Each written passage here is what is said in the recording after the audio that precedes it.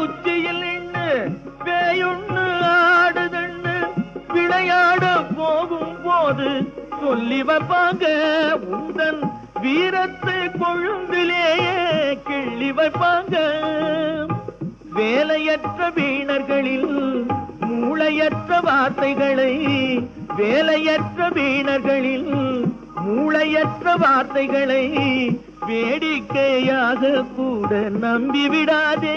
நீ வீட்டுக்குள்ளே பயந்து கிடந்து வெம்பி விடாதே. நீ வெம்பி விடாதே. சின்ன பயலே சின்ன பயலே சேதி கேளடா.